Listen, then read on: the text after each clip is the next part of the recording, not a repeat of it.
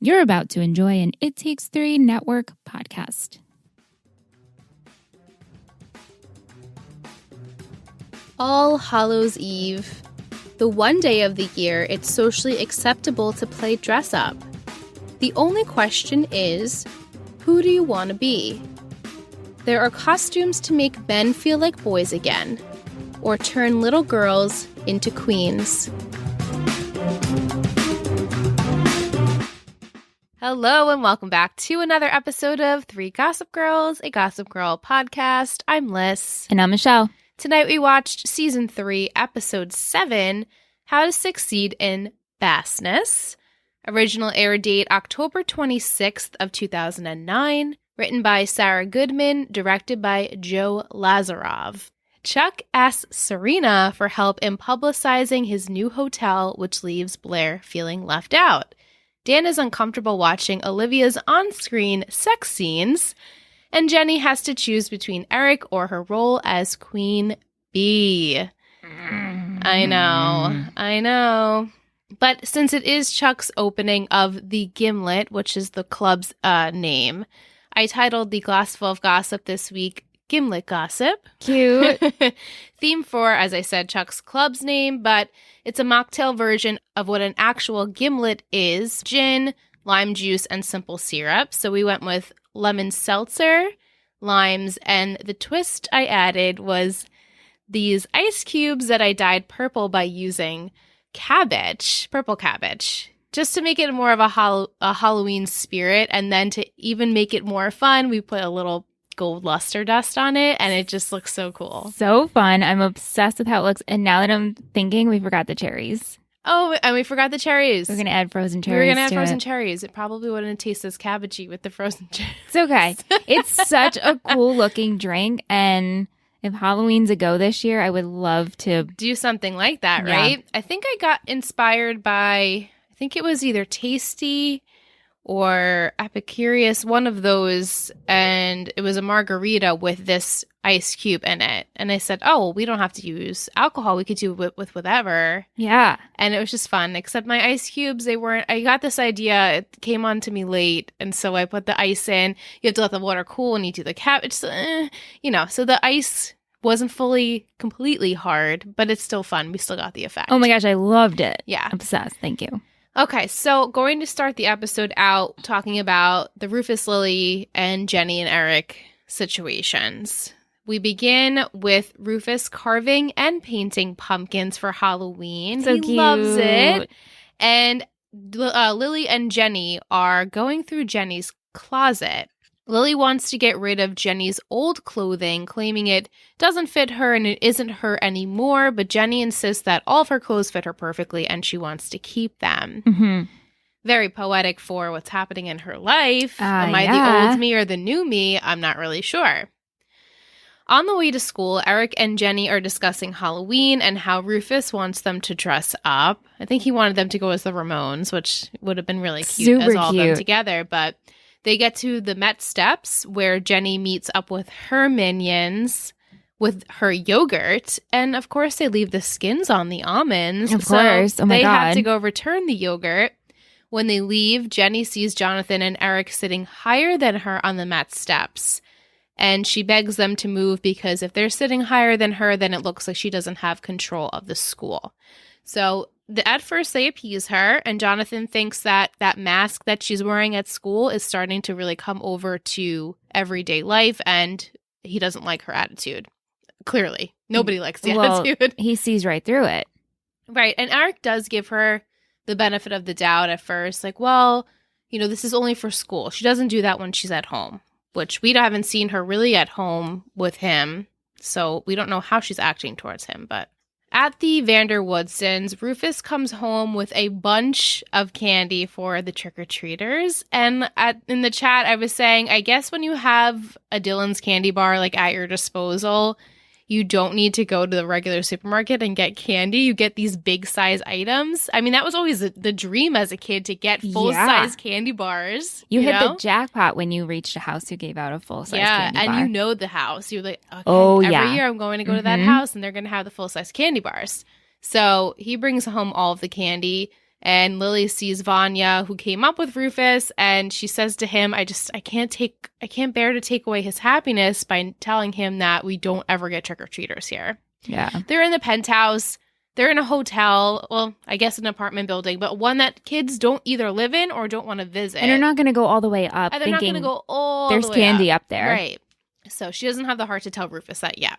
The next day on the Met steps again, Jenny's minions are presenting her with accessories to go along with her costume for Mr. Chuck's party. And of course, none of the choices are worthy. Jonathan and Eric overhear her conversation with the minions, which is not a nice one. And Jonathan thinks that clearly Jenny has changed and there's nothing changing his mind. And he has an idea. So he decides to take himself up to the stairs above her again. And Eric joins him. And Jenny tells the two to move again. However, they refuse this time. She then gives the order. She just says to the girls, pretty much.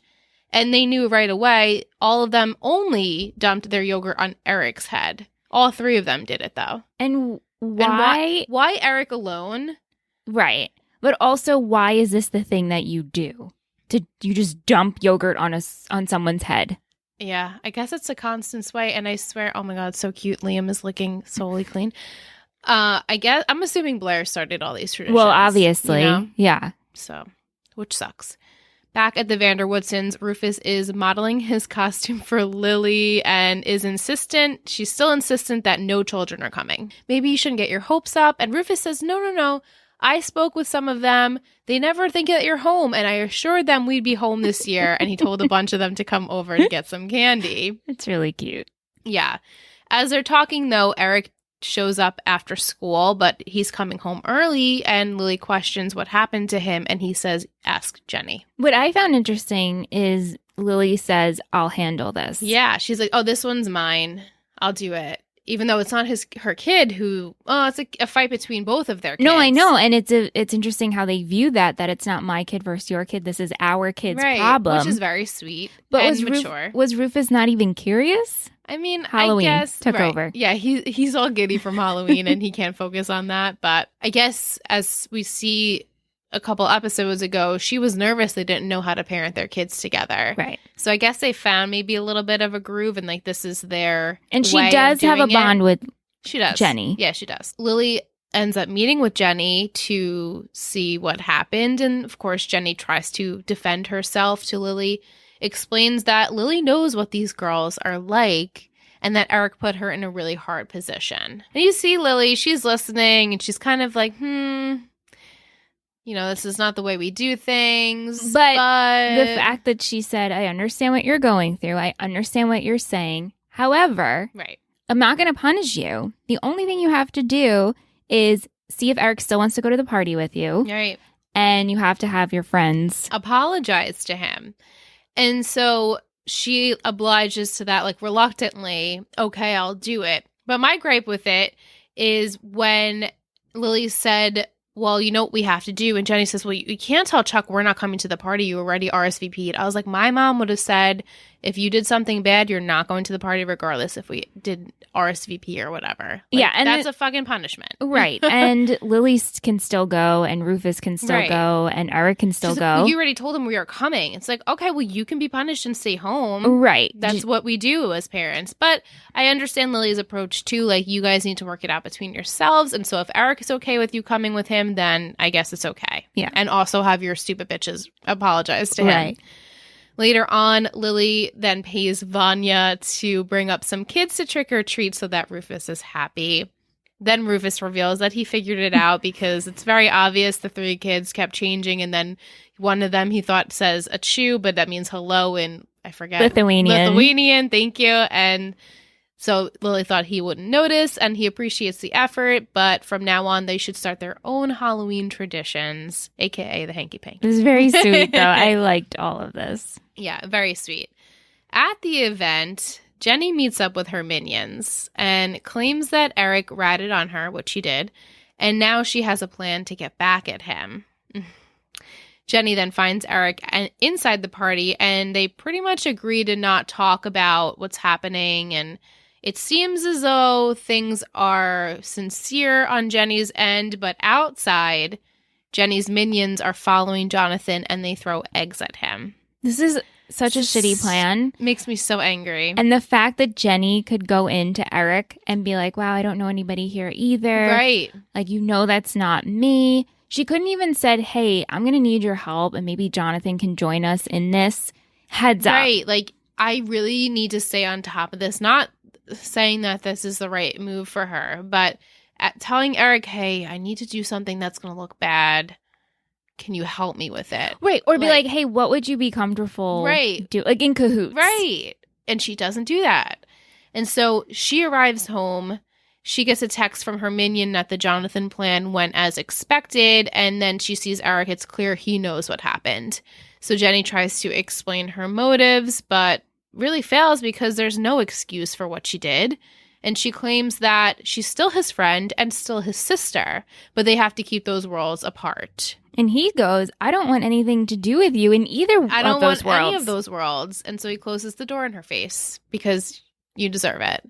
Jenny, I'm so disappointed. So disappointed. And I know our listeners are like, yeah, Michelle, This is what we've been waiting for. Yeah. Jenny goes to the dark side. But, and Jenny's the one who didn't even want this Right. She didn't role. want it. She wanted it at a younger age and a younger point in her high school career. And then she saw how bad it could affect a person.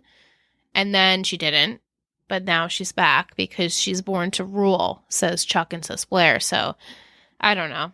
I don't really understand Just rule differently. Right. And she wanted to. She wanted to. They got in her head. But the minions got in her head and the minions went to Blair and Blair said, well, this is not how we do it if we're a queen. And I guess she just decided to keep doing Do these that. minions have names? Because our other minions had names. They do. I think they all have like S names. Oh, okay. I didn't bother to look them up. Yeah, don't bother because they're not as important as our original trio.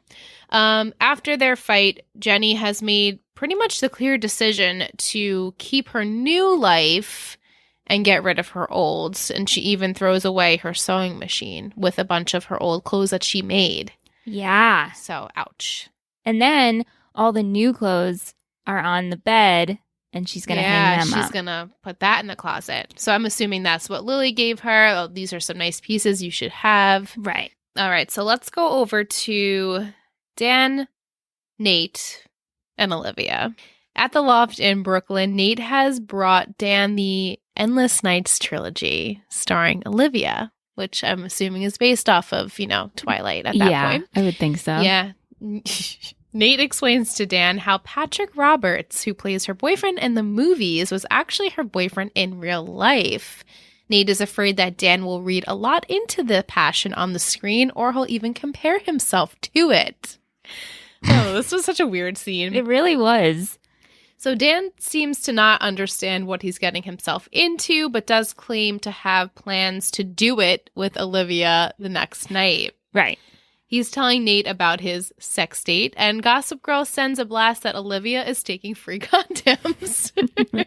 And in the chat, we were asking, where do you get free condoms these days? I was talking to Michelle saying, I remember in Juneau when she went to Planned Parenthood, there were the condoms in the bowl, but maybe at a club. Colleges, though. College. Nate and Dan start watching the Endless Nights trilogy, and a sex scene starts. And it's clear Dan is a bit uncomfortable, but Nate thinks it's quite comical. It's also just weird that they're watching it together. I can't imagine two of my guy friends putting on Twilight and then just watching it and laughing. But also, or just watching a very passionate sexual vampire. And then laughing together. But also it's awkward because this is that guy's girlfriend. Right. So Dan tries to play it cool when Olivia calls and then pretends to have the flu, and we'll call her in a couple of days, which got me because why do you, I don't know about you, but if I was dating someone and they didn't check on me, I would be worried, A, that they didn't check on me. 2, don't you want to speak with that person? They're not feeling well. I'll call you in a couple of days. That just got me. I'm like, wait, what? Yeah, no. So this gives him ample time to finish the Endless Nights series. The next day, Olivia goes to see Dan at the loft to see how he's feeling. And she notices that the Endless Nights DVD is on the counter, and she thinks automatically Dan believes her to be a bad actress, and that's why he's not calling her back. When she presses play, however, she realizes it because it was a sex scene and he felt super uncomfortable. And he brings up the tabloid rumors about the two, her and Patrick, but she denies them, saying that they were only together for publicity. She tells Dan that she never felt anything for Patrick and wants to show Dan just how much she's into him after Chuck's party the next night. Ooh, baby. Or that night, I should say. Olivia texts Serena to let her know she'll be at the party, or both of them will be at the party. Dan and Olivia are playfully getting ready, trying on costumes, and then Serena shows up. Olivia is well aware Casey wants to break up Olaj, and Olivia is not speaking to her because of this. Right. Just dump this publicist at this point. She sucks. She's Casey. awful. Why would you want her as your publicist? Serena says she has a compromise to get Casey off of everyone's backs. Olivia should walk down the red carpet at Chuck's event with Patrick, acting like they're still together, but then she can meet Dan inside. So, of course, Dan's not really into this plan, but Olivia says she'll do it. And she says sometimes this is the way the biz works. And it's a win-win for all that's involved right now. Not right. for... It's a win for Serena because Casey's off her back. It's a win sort of for Olivia because she gets the publicity, and also Casey's off her back then. But really for Dan, doesn't really benefit him. And so she understands that and says, I hope I see you at the event anyway, and you can see past it. Yeah. At Chuck's party, Casey does see Olivia and Dan kissing and is very angry at Serena for not going along with the plan or not going in the way that she hoped it would. Olivia also confesses to Dan that she actually did date Patrick and feels awful since she broke up with him and it broke his heart. Devastated. And then his career flopped after that in the process, and he really hasn't worked since then. Ooh. Yeah, but she tells Dan he's the only one she ever wants to kiss. And so as they're about to kiss, Serena comes in and pulls the curtain away from them because she found a path for them to escape so the paparazzi didn't get them. However, Serena has a plan to go against Casey's wishes, and she tells the paparazzi, hey, Olivia and her boyfriend are over there and they're kissing. And so they take pictures of them. And then one random paparazzi is like, hey, if Olivia's not dating Patrick, who's Patrick dating? And Casey gives Serena an eye, and Serena says, well, I know what I have to do. And she says, I am. And so her and Patrick kiss, and everyone sees that as well. He dips her. And I'm sure the tabloids love it. They're like, oh my God, it girl Serena is right? dating. Oh, yeah. Look at this. Right? How'd this happen? So true. Back at Olivia's dorm, Olaj discuss how they are okay with being shown together in the tabloids. And of course, they end up having the night they set out to because Vanessa is visiting her sister. Mm-hmm. Okay, so now the bulk of the episode really is Chuck and Blair with the side of Serena. Yeah. At the Empire Hotel, Chuck tells Blair how the hotel is not doing as well as he'd hoped. And so she suggests that they open the club a little sooner so more traffic will come to the hotel. She also suggests that he should throw a Halloween party, possibly 80s themed, but Chuck, of course, shuts it down very quickly. Blair questions his resistant demeanor and says that he claimed to have forgiven her about the whole speech fiasco. So he actually does just apologize for shutting her down, which he didn't have to do that. No. And says that he just wants everything to go perfect, and he's feeling the weight of Bart on his shoulders, and he's trying to make it his mission to be completely independent of that name and change the reputation of him in the business world, which is very honorable. Very. Super proud of Chuck.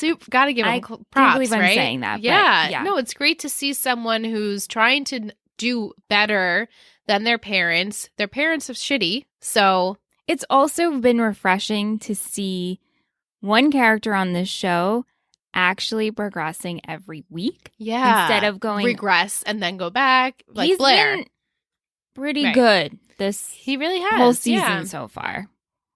So he explains to Blair that he wants to do things his way, and he's not really sure where that goes, and so he leaves to meet with his accountant, and of course when he's gone...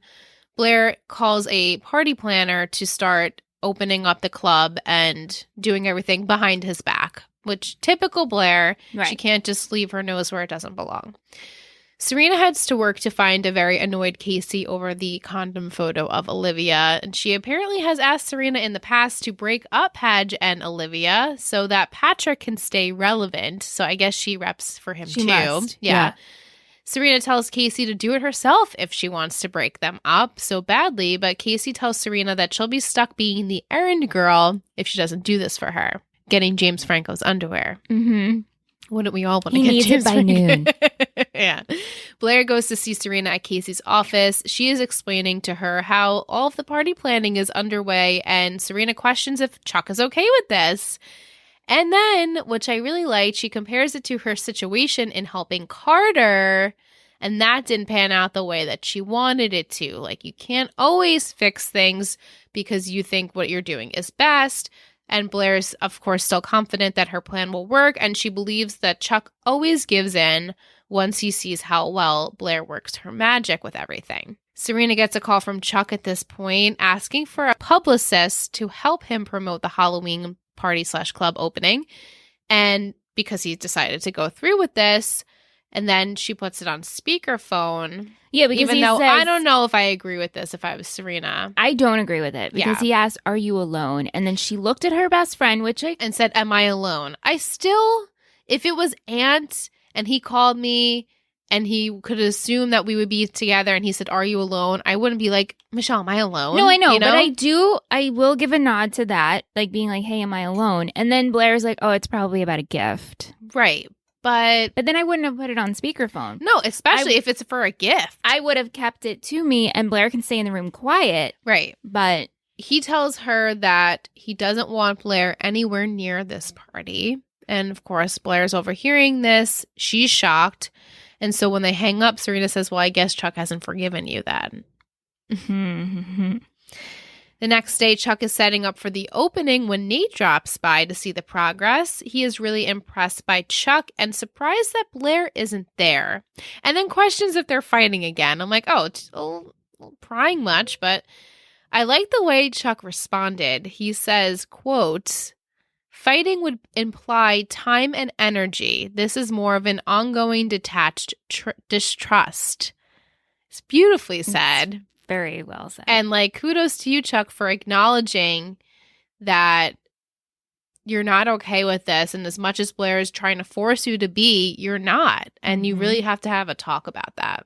Meanwhile, at Casey's office, Blair's still mad for Chuck reaching out to Serena first. And Serena tells Blair that she needs to keep her voice down because if Casey finds out about this party, she's going to try and take it away from her and do it herself.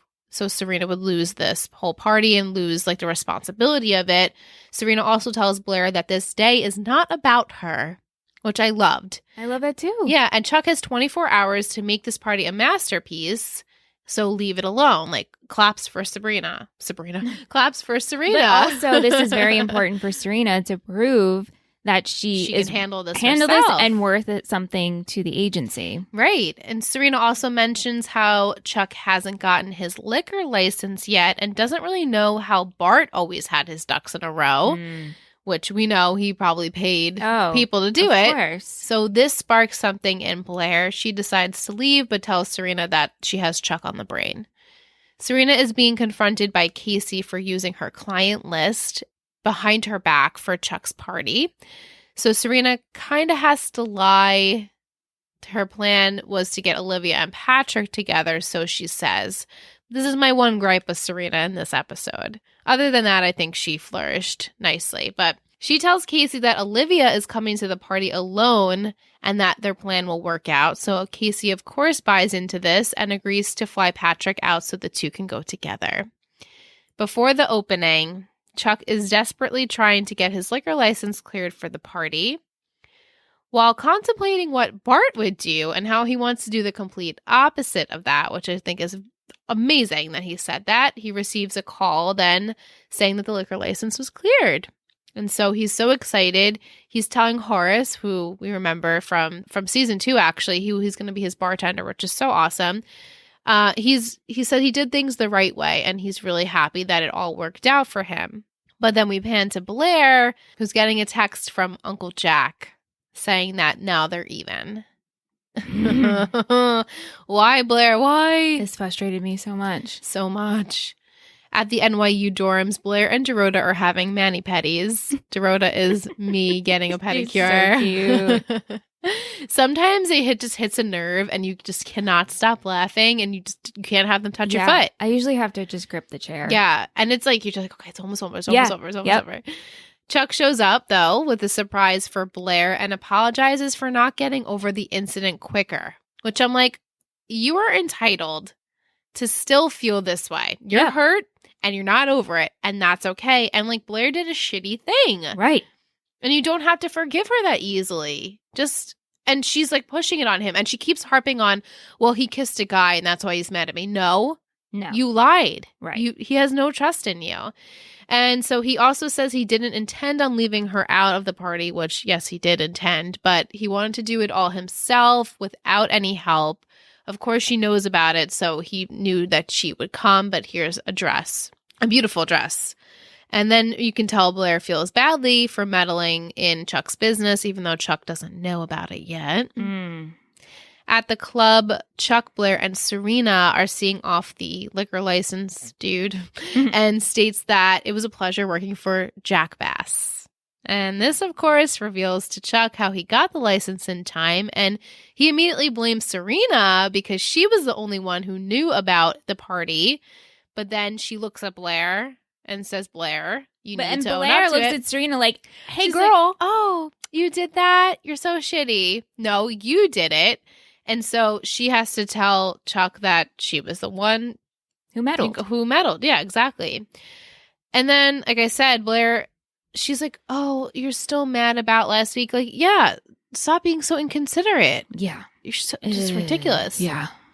Chuck says he cannot trust her with anything, and that's why he didn't include her, and also why he couldn't say I love you in the beginning, because he couldn't trust her not playing a game with him. Yeah, because this isn't a game. It's he doesn't not a want to game. play games anymore. No, and she's continually still doing that. Yeah. She's very reckless and unstable, in my opinion. When are we going to see this turn around? I know. A little bit. I don't know, but it's, yeah. But he just doesn't need that right now, and he uninvites her to his party. So she's trying to storm out and wants Serena to come along, but Serena says she's staying with Chuck. And also, this is Serena's job right now. He hired her as a publicist. Yeah. She is working with him. And no, you just tried to blame this on me.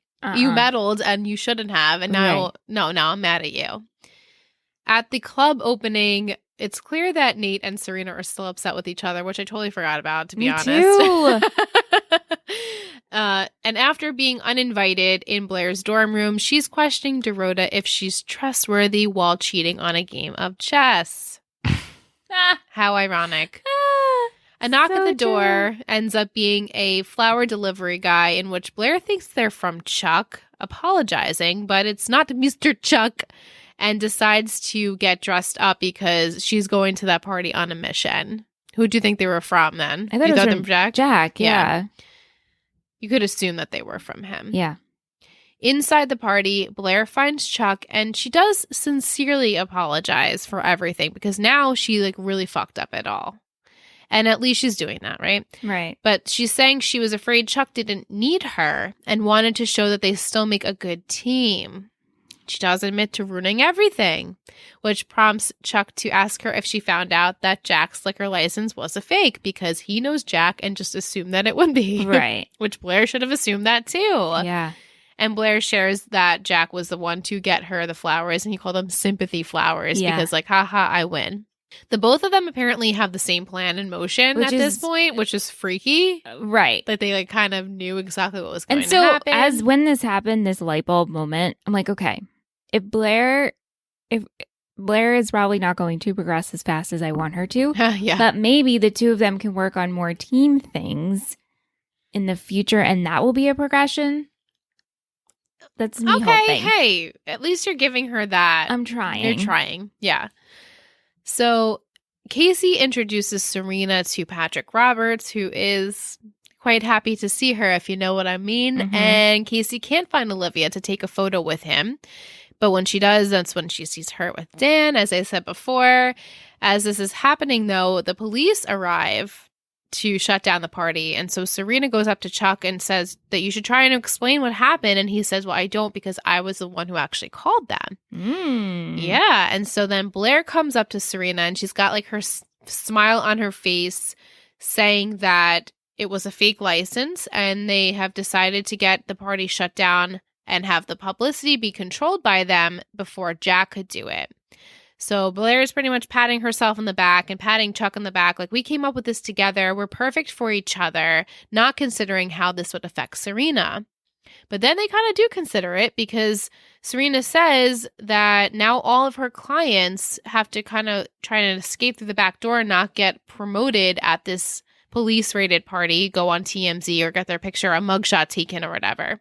And Blair explains that without Serena's clients, that they would have been buried in the news, but now they'll be the front page. Yeah, this is tough. Yeah. It's like, for some reason, I automatically still am mad with Blair, but Me Chuck too. did scheme it as well. Not that it's a scheme, but he did what he could for his company, his club. So it's hard. It's the way torn Blair went there. about it. Right. The whole time. Yeah, Chuck would have been very honest and open with Serena, like, no, I need to do this. But Blair just always has to manipulate it. Yeah. So Serena asked Blair, why did you do that if you knew it was important to me to prove myself to Casey? And Blair replies, just when Serena chose Chuck earlier, she's doing the same thing. I mean, there's nothing more petty than that, right? Right. Blair and Chuck are chatting after they clean up from the party, and Chuck tells her that their online reservations went up 50% already due to the party raid. They make up for now, and Chuck says that she'll never be 100% trustworthy, but he also has flaws too, and so that makes their relationship interesting. That's why they work. Whatever works, right? Sure. Chuck and Blair tell Horace that they decide to make their club a secret since they can't technically sell liquor there for at least another 6 months now that they have a false liquor license.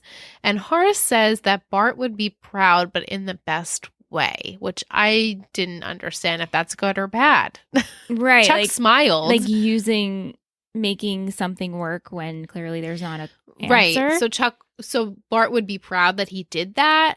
Or he didn't let the business fail. Right. Or let this obstacle stop him. It is still going to be a secret, a Right. speakeasy that back then people kind of was word of mouth and only the key elites holder, went. right? Yeah. It's Now gonna be a he says he club. wants it to be like just keys only. Everyone comes through the back door. We'll see about this. So Serena's apologizing to Casey about everything that happened, who is surprisingly okay with it all because all of her clients pretty much benefited from that. And for now, Serena's job's safe, but she did end up losing her purse at the hotel. So Serena goes back to try and find it. Blair catches her and acts like nothing even happened between them. And she invites her to be part of this secret club and be the publicist for that. And so, of course, Serena declines, saying, I would never work for you. And Serena says that Casey is her boss. And while it sucks that she's a bitch, Blair is her friend and she shouldn't be treating her like that. And so she tells Blair that Chuck might have forgiven her, but she definitely doesn't. Mm.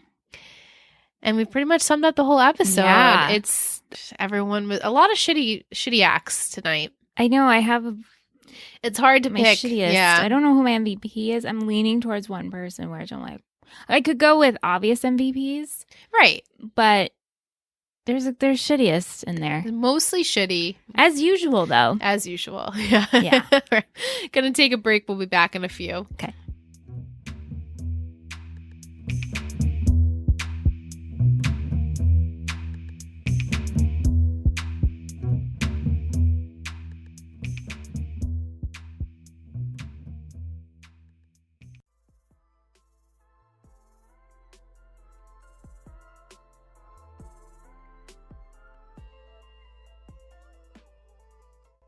Hello, Three Gossip Girl listeners. My name is Adrienne, and like you, I'm a huge fan of Michelle, Liz, and the It Takes Three network.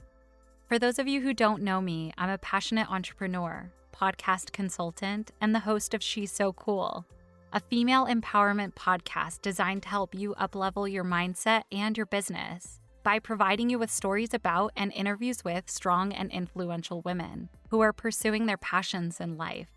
On my show, I have narrative episodes about the lives of many household names, like Lizzo, Yoko Ono, Princess Diana, and more. I've also interviewed some really incredible women, like Ashley Flowers of Crime Junkie Podcast, Zulfa Ishak of The Cosmic Feminist, and Sam Laura Brown of The Perfectionism Project. She's So Cool also discusses the psychosocial phenomena that impact women and how to overcome them, so that you can experience more happiness and success in your life and business. These topics include things like self-care, imposter syndrome, perfectionism, and more. I invite you to add She's So Cool to your regular podcast rotation, where each episode will inspire you to embrace who you are, love yourself fiercely, and pursue your dreams. Before we get back to the show, like many of you, I watched Gossip Girl back when it was on TV, and I stuck through to the end because I really wanted to know who Gossip Girl was. I want you to DM me on Instagram at FemPowerMedia if you also know who Gossip Girl is and what your reaction was when you found out. I look forward to chatting with you soon.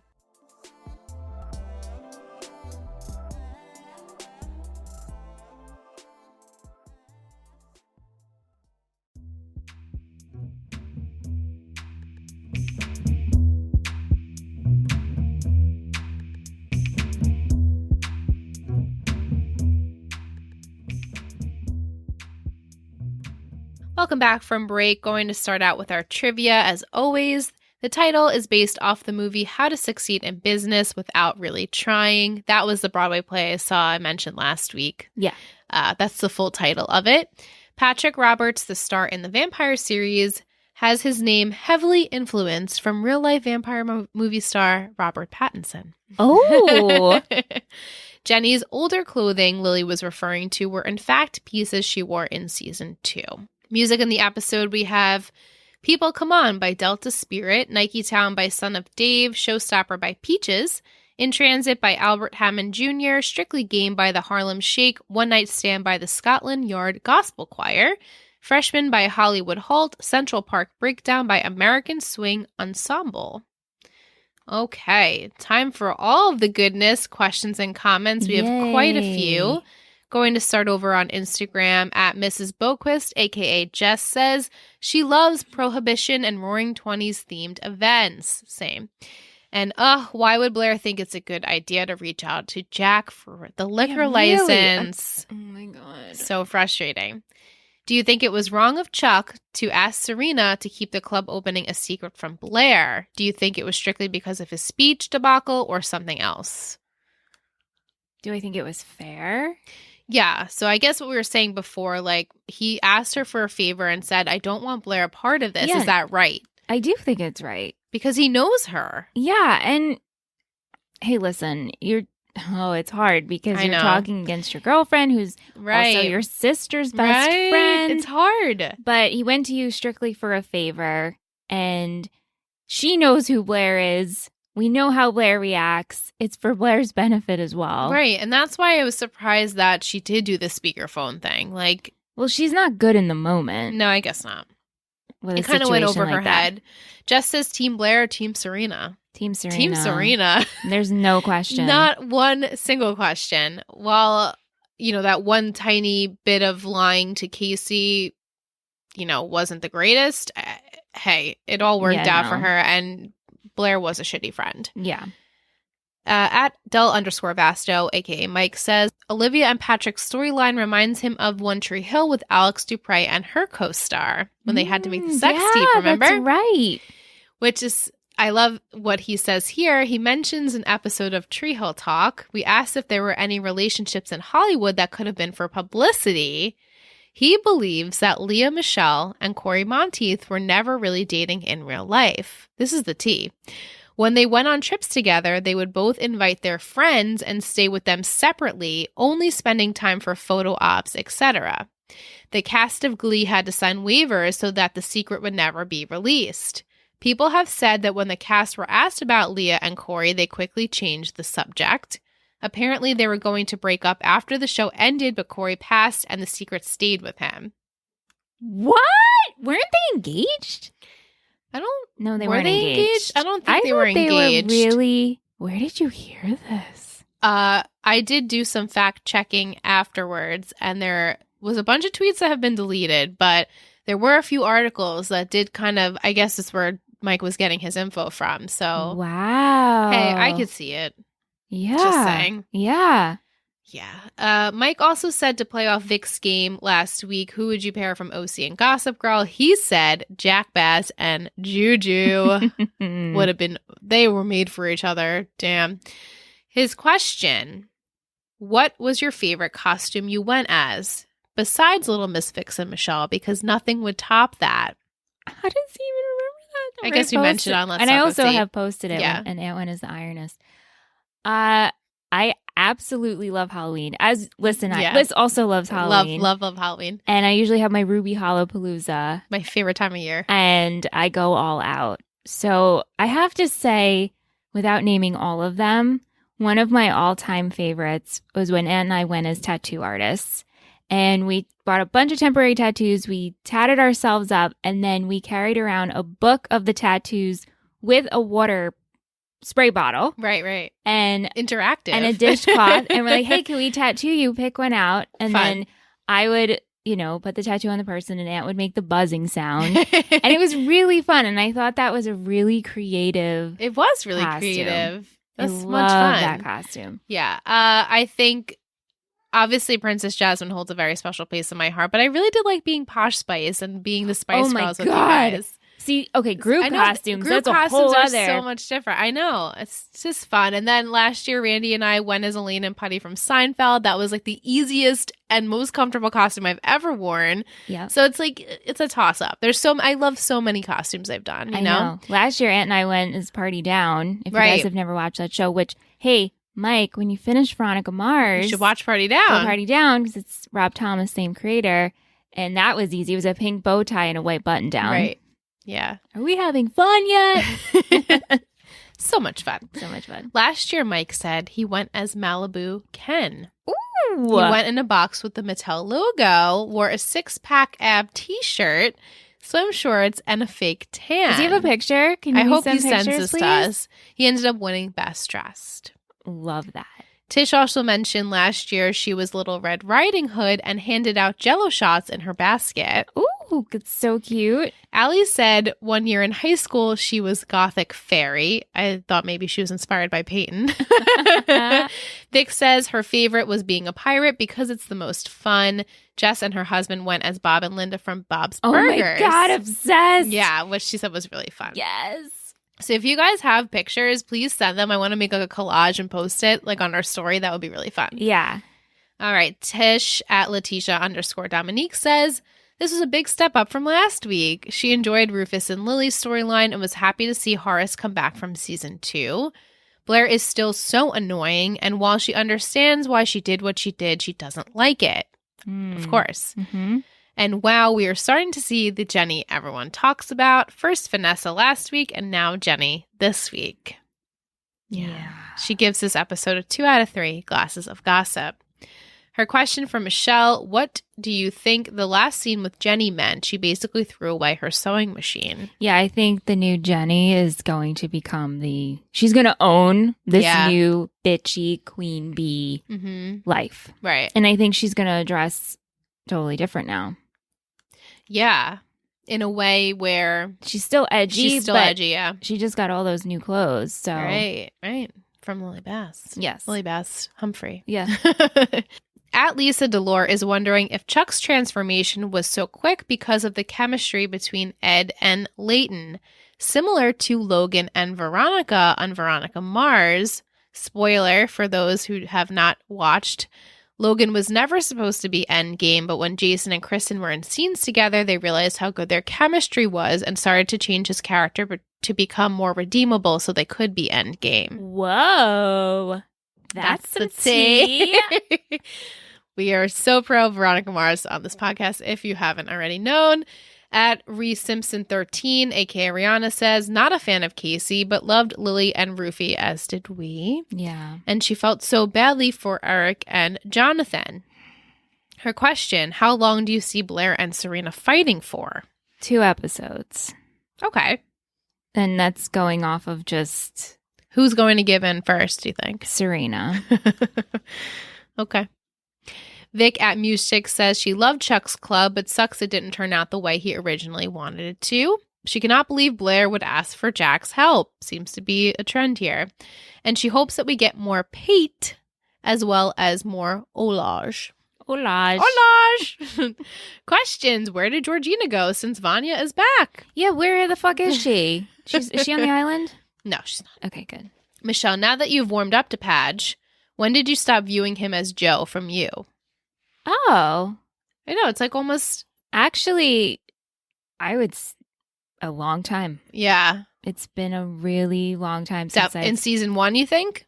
Yeah, I would say towards the end of season 1. Yeah, I think... I really don't... He really is different. And especially come in like season 2. Yeah. With that whole like summer, and then he kind of transitions, and then opening season 3. I mean, he's completely different. So even when I watched You, I was like, hey, it's Padge. Yeah. It's just not the same. Mm-hmm.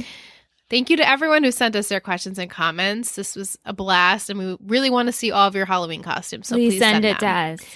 Okay, so fashion headbands. This was tricky. I had 7. I had 2. Oh. I didn't really count. No, the party was really hard. Mike said he had 9, but he's pretty sure he didn't count right. Well, clearly I didn't count right. If you guys are upwards of 7 and 9. There were definitely 2 definitive headbands at school. Yep. But then at the party, it was like, that could be a headband, Right. that couldn't. So it was really up in the air.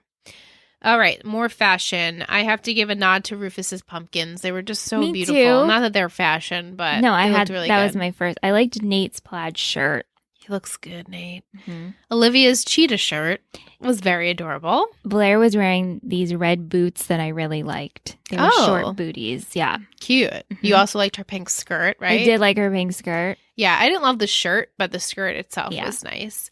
I think the consensus with everyone is that we loved all of the party dresses. Yeah. To That era, you can't. It's just beautiful. I enjoyed Chuck's polka dot shirt with his suit. I actually like Nate's hoodie. Yeah. He just looked very cute this episode. He's cute. Did not really like Nate and Dan's hair, though. Dan's hair looked kind of greasy. Nate's was okay. Nate's better was, than better than Padge. Padge. But Dan, I don't know, just he wasn't looking as fresh as I'd liked him to be. One of the minions had a number 3 necklace. It was a tiny number, and I really liked that. Oh, cute. I wonder if they all have 1, 2, and 3. I was trying to see, but I only saw the little 3. And I think Jenny had a tiny elephant. I like the dainty necklaces. Yeah, me too. You have anything else? I have Lily's glasses. She's always got the best I love glasses. her reading glasses. And I love, love, love Eric's whole outfit with at the the green party. visor And his glasses and the shoes. Hysterical.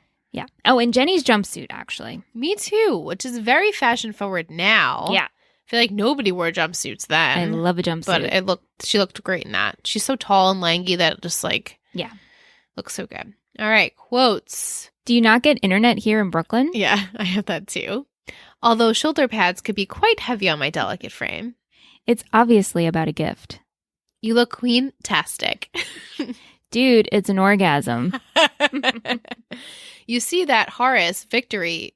Oh, you see that Horace victory without deceit. Only surprises I appreciate are cash and gifts. Oh, Mr. Chuck, when you mad at Miss Blair, it is very tiring, and I have to have foot bothering. She never makes me see Vanya or movies. So Poor Dorota. Not that I don't enjoy you shirtless and with eyeliner. Yeah. I don't like where this is headed. I have a gun. You have the good one. I was writing it too fast, so you can say that. I also have Perez Hilton drew tears on his own photo because he wasn't there. It's hard to love a powerful man. Jess had Is She Levitating? And our favorite, once in 4th grade, I had to miss recess because I purposely broke the rules of grammar. And she also liked, remember when you chose Chuck? Now I did too. Ooh. And Mike liked, well, now that I don't enjoy you shirtless, not that I don't enjoy you shirtless and an eyeliner. MVP and shittiest. Do you need to sit on the MVP? No, I have MVP and I have my blue ribbon. Blue ribbon? Okay. So. All right, we're good. Yeah. Okay, so MVP. Yep. 3, 2, 1, Serena. Okay. Oh, Okay. Who's your blue Michelle. ribbon? No, I don't have a blue ribbon, actually. My blue ribbon goes to Lily. Oh, Lily. Okay. Yeah. Well, Jess and Rihanna gave theirs to Lily. She got Vanya to bring up the kids to the apartment for Rufus, and she handled the Jarek and Eric's. Wow. I'm giving them ship names. Jenny and Eric's situation. Wow, my brain farted. No, that's why Serena, I chose Lily. Yeah, too. Serena. I really liked how she just put Blair in her place a few times. And even though, like I said before, the scheming with Patrick and Olivia, like I understand why she did it. And she pretty much played Casey. And Tish and Mike also gave it to Serena. Yeah, that's pretty much why I chose Serena. Shittiest. We might have some mixed here. Yes. But I have my definitive shittiest. Oh, wow. Mine's so definitive. It's been this way. I've watched it 3 times, and every single time I'm like, this is it. Actually, I want to merge. Okay, do it. But I have one that's slightly higher than the other. Okay, makes sense. Kind of like last week. Everyone was between Blair and Vanessa. Yeah. All right. 3, 2, 1, Blair. Ooh, okay. Yeah. Do you want to say? Okay, so, and actually, who's slightly higher on mine is Jenny. Okay. And even though this whole episode, I mean, Liz sat right next to me. I was like, Blair's the worst. I can't stand for Blair meddling, right? However, this is who Blair is. And she was trying to do it for the good reasons because she's so insecure and she just wants to be needed. Ugh. Jenny, though, I don't like how for this, you went through this 2 times now. Yeah. And you still have to lie to Eric. Mm-hmm. And you can't even fill him in. That's fucking shitty. She could have given him the heads up. She could have given them the benefit of the doubt, like, hey, I'm still doing this. Right, like the whole yogurt situation, then they talked it out, right? And things were good. Then when a Jonathan situation, it should have been like, hey, I have to fill you in on this. And she lied to him. She says, oh, I tried to have them call it off, but you lied. No, you didn't. And the fact that to the stupid fucking minions where she's like, oh, and because they were like, oh, he's here. First off, they should respect him because he's her brother. That's Chuck's brother, pretty sort of too. Right. I don't understand this hierarchy. It's like, no, the family should be respected. He should be respected because he's on the same, like, that's my family. Right. So don't touch him. Yeah. So that's what she could have done this whole entire time. Not use Eric as that. Say, no, he's my family. You don't fuck with him. But I'm not that you should fuck with everyone else, but they will. But really, don't fuck with him. But really not him. And don't fuck Jonathan. with Jonathan. Yeah. No, that's absolutely right. The only reason why I picked Blair over Jenny is because you can argue that Jenny's a bit younger. She is, for a little sure. bit more impressionable. But I had to give it to Blair because, like, sometimes you just have to own up to the fact that you did something wrong and that the other person is not going to forgive you right away. It sucks feeling that way. That's so true. But if you apologize and you come to terms with, like, hey, what I did was shitty and I shouldn't have done that, and you recognize it, and then you don't, like, push that person to forgive you, like, that's not right. It's called being an adult, Blair. But, like, she just can't fathom that idea of Chuck being mad at her, and she wants Chuck to trust her again, and, like, she's proving him every single day, like, why he shouldn't trust her. And it just pissed me off this whole time. Yeah. But Mike, Tish, Rihanna, and Jess all picked Jenny for the Minions and Eric Jonathan situation. Fair. Extremely fair. Yeah. She could be my blue ribbon. Yeah. Patron of the week. Yes. Yay! It's Patron of the week. It's Patron of the week. It's Patron of the week. It's Patron of the week. Who will it be? It's Patron of the week. This week I chose one of our oldie but a goodie patrons, Rihanna, our lucky number 13. Rihanna! Her birthday is actually coming up. It's August 13th. So happy early birthday. By the time you hear this, will be August. Yeah. So, jeez, the month really a weekend just almost goes. But we wanted to thank you so much. You've been incredibly active these past few weeks, sending us questions and comments. It was so nice to see you in the Netflix party these past 2 weeks. Just exciting to hear from our oldies. Like to know that you're still enjoying us. Yeah. Thank you so much for being with us for so long. You didn't have to, and you are, and it's amazing. And we appreciate and love you very, very much. Thank you. Thank you. So, Michelle, it's time for me to give you the title for next week. Yes. She needs a pen.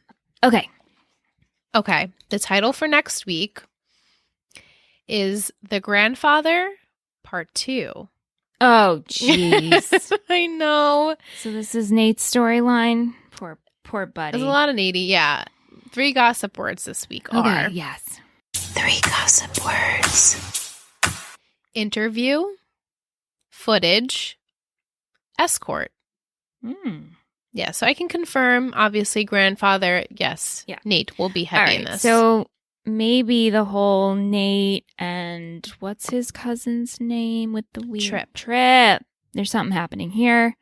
Something with an interview, trying to get a job again. I mean, I just feel like, and people have said this and confirmed it, we don't know what to do with Nate. We don't know what to do with He gets really Nate. shitty storylines, or he's banging older chicks. This Right. is, or on the side, secret relationships. So, And we've seen what he is capable of as far as how extremely impressionable he is and Right. how he's very easily manipulated by the Vanderbilts and the Archibalds. So it's just frustrating to watch him as a character because I like you just said, like, I don't think they know exactly what to do with him. I mean, part of me wants it to be like, okay, Nate somehow catches footage of his grandfather on an interview with a company or a background that he shouldn't be part of, and then it's like, oh my god, do I turn my grandfather in, like, moral versus family? Right, yeah. That's what I would like. Do I think that's going to happen? No, because that would probably make Nate's storyline interesting, and it's probably not going to happen. Okay. Somehow I feel like it's going to be footage having to do with Nate Okay. and controversy there. An escort. I mean, hey, maybe he's getting an escort at this point. Wouldn't that be so tired for Nate, though? It would be, but it wouldn't surprise wouldn't me. surprise me. So those are my predictions for that. But are we going back to Serena's dad? Soon. Okay. Still waiting for that. And then now we're doing this whole card holder, very exclusive club. So something needs to happen with that. Maybe an escort. Maybe an escort. And then the whole stupid new Jenny on the block situation. Jenny, the new Jenny on which the block. I don't think these words go with her. Okay. That's fair. Yeah. I think definitely something of catching either Nate in a situation or catching grandfather in a situation. Okay. Like where your head's at. Thank you. You're pretty Luke-ish. Okay. one. That's good. Okay, so now that you know all that information, who do you believe to be Gossip Girl in this episode? The daunting task of having to pick a Gossip Girl. It's interesting because it's only the picture of Olivia was the only blast. Right, it was. So it can't be Olivia. Well, it could be. She could, Or it could be. I don't know. This is a really tough one. Because who... And I don't think it could be Padge. Because that would be really stupid for all... Like, why would he put himself through all of that unless he's, like, super crazy? Right. I'll say Casey. Casey. Mhm. Okay. Because she's conniving and Right.